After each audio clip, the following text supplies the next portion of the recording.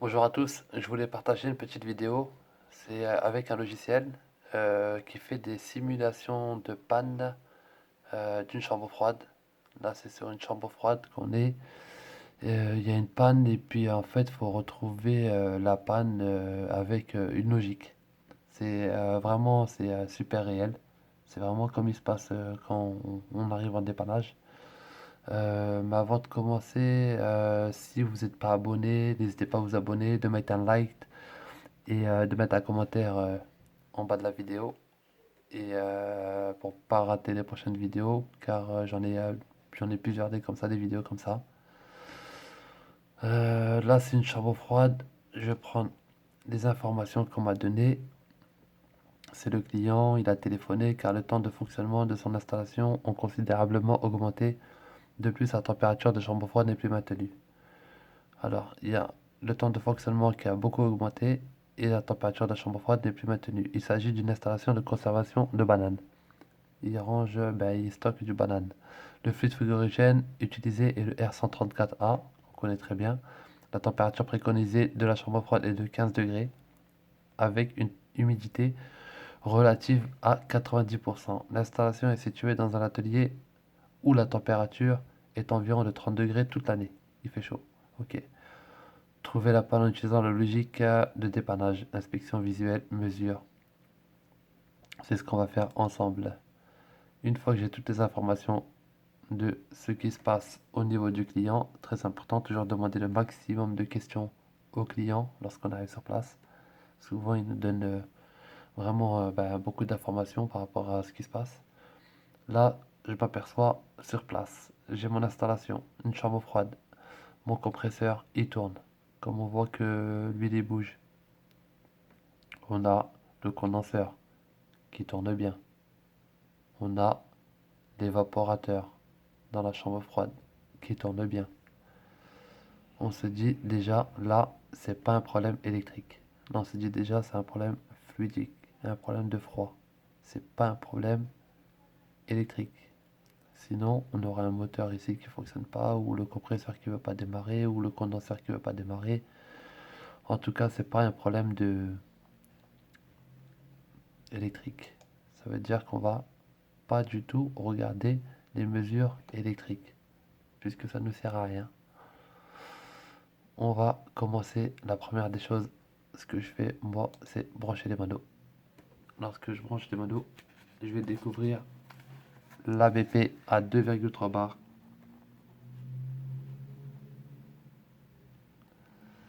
À 2 degrés.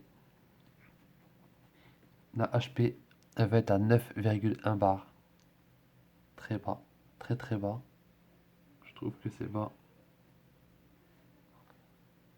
40 degrés. Ok. Une fois que j'ai branché les manos, je mets pression HP et BP. Sachant que la HP, c'est la température de condensation qui est ici. 40 degrés, on l'a ici. Basse pression, évaporateur, 2 degrés, on l'a ici. On va effectuer une autre mesure de température.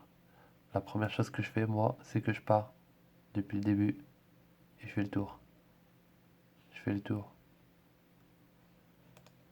de température. Au refoulement.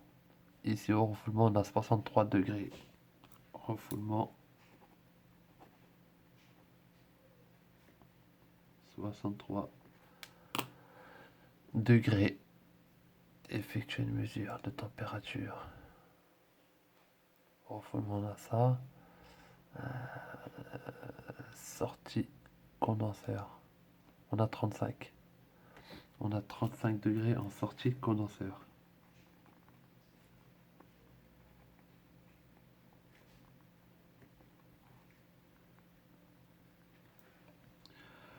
On se dit que température de condensation, ici on avait 40. En sortie de condenseur, on a 35. Ça veut dire que le fluide hydrogène il se refroidit. Le sous-refroidissement qu'on appelle ici, température de condensation, moins température de sortie de condenseur, c'est un delta T de 4 et 7. Là, comme on a 40 ici et on a 35. Ici, on a 5 degrés, c'est-à-dire que le refroidissement, il est bon. Et quand le refroidissement, il est bon, ça veut dire que au niveau de la charge du fluide frigorigène, on est bon. On a assez de fluide frigorigène. Déjà, ça, on peut continuer. Entrée des hydrateurs. Ici, on a combien? On a 35. Paf. Là déjà, ici on a 35, ici on a 35. C'est pas normal. On n'a pas de changement de température. On va continuer. Température. Sortie des hydrateurs. Là on a 18. Oula. On passe ici à 35. Ici on passe à 18. Température, elle chute presque de 20 degrés. 17. D'accord, d'accord, d'accord.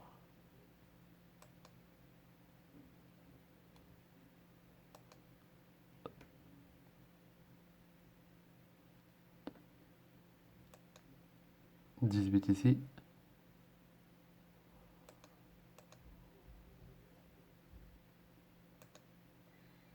Air, évaporateur, on rentre à 18.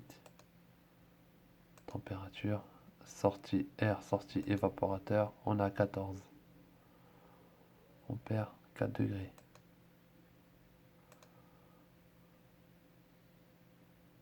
Air, entrée condenseur, on a 30.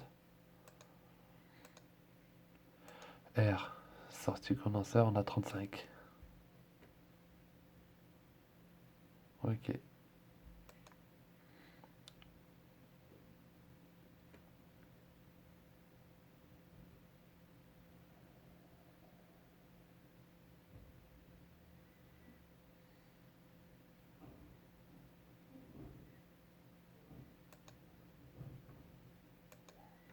On va effectuer une mesure au niveau du condenseur. On a 1,8 ampères.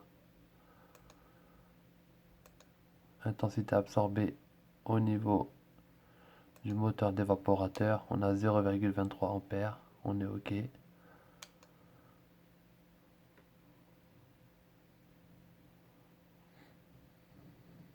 Moi, je pense proposer une panne.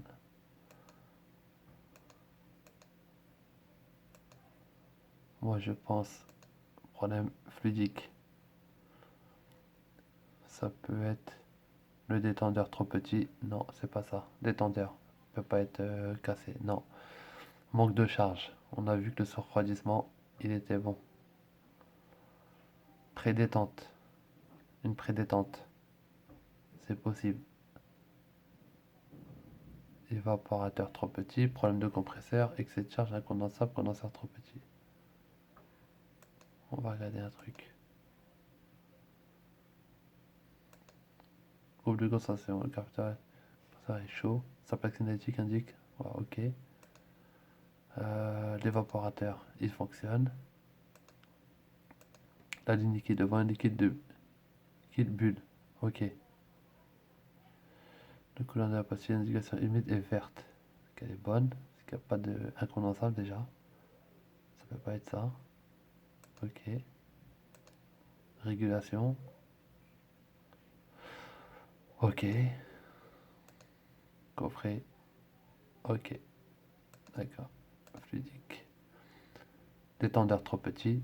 C'est pas ça. Manque de charge. C'est pas ça. Peut-être une prédétente. Évaporateur trop petit, c'est pas ça. Problème de compresseur, c'est pas ça. Excès de charge, c'est pas ça. Incondensable, c'est pas ça. Condenseur trop petit, c'est pas ça. C'est soit une prédétente, soit il y a une prédétente au niveau de la ligne liquide. Évaporateur trop petit, prédétente. Déshydrateur colmaté. Déshydrateur colmaté. Électrovanne ouvre mal. Vanne de départ liquide. C'est ça. Voilà. C'était le déshydrateur en fait qui est colmaté. Comme on a vu tout à l'heure, au niveau de la température, entrée, on était à 35 de déshydrateur et on passe à 18 d'un coup. Ça veut dire que normalement on est à 35, sortie de déshydrateur on doit être à 35. Maxi 34. Maxi. 35 ou 34. Mais là, sortie de déshydrateur, on était à 18. on avait 17 degrés de température. C'est pas normal. La panne est une prédétente due au déshydrateur colmaté. Vous constatez une différence de température entre l'entrée et la sortie du déshydrateur. C'est le signe du prédétente. L'entrée de l'évaporateur est anormalement givrée. D'accord. Ouais. La puissance frigorifique diminue. La surchauffe augmente et la BP chute. La HP diminue légèrement. La température de chambre froide n'est plus maintenue. Voilà.